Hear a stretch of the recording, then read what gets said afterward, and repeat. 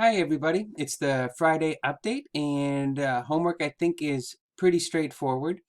The first thing I want you to do, well, actually, you can do it in either order. One of the things to do is to write an introduction for your paper, and you will remember um, there's different types of introductions, right? I've got the old video that I posted, and here's the thing that I want: have some fun, try something new.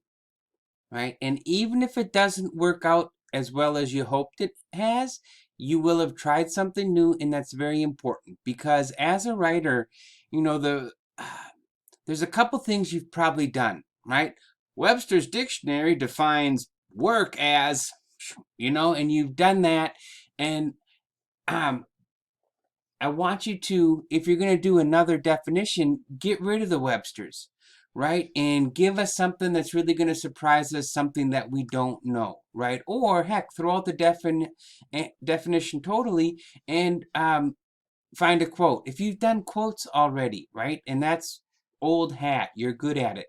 Try another strategy, a surprise and startling fact. Any of the things that we had, a challenging question, flipping a standard, flipping a phrase that everybody thinks of one way and turning it around, right? Any of the things that we've talked about before, have some fun, try something new.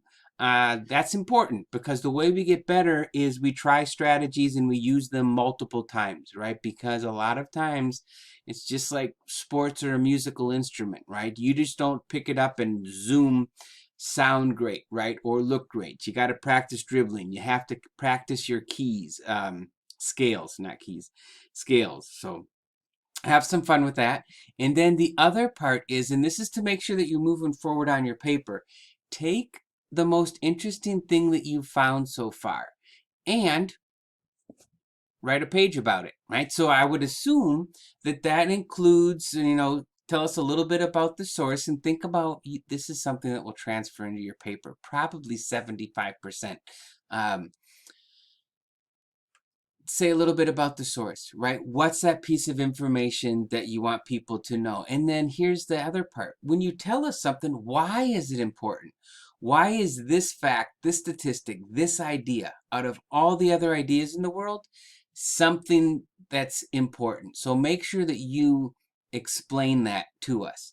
And so hopefully, right, you do these two things, and come Monday, you already will have tried one introductory strategy. You've got your working thesis, right, um, at the end of it. So that will give me an opportunity as I'll be reading the introductions as well as everybody else to look at where you're going.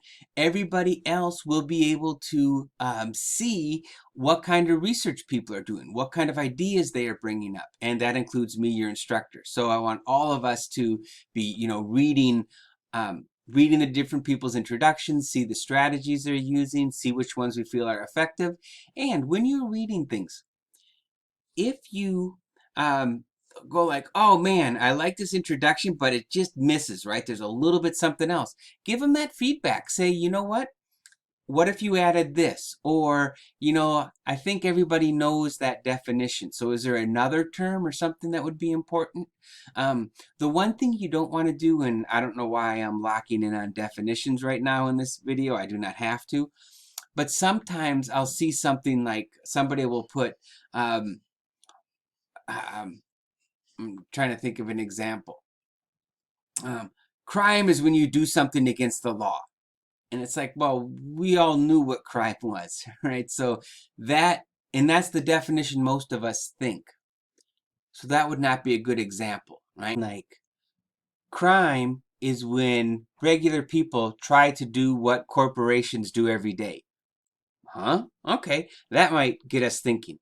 And to get there, I actually went to crime quotes. There's the Robert Rice wrote, crime is the logical extension of the sort of behavior that is often considered perfectly respectable in legitimate business. So, my point being, make your introduction something original that's going to get our attention, right? Because there's two people who are going to keep reading, typically, me and your mom. Your mom because she loves you, me because they pay me. The rest of the world is going to stop. If you don't get our attention, it's like there's way too many things out there. Why keep reading? So it's your job to make sure you have a hook. Right? That actually covers it.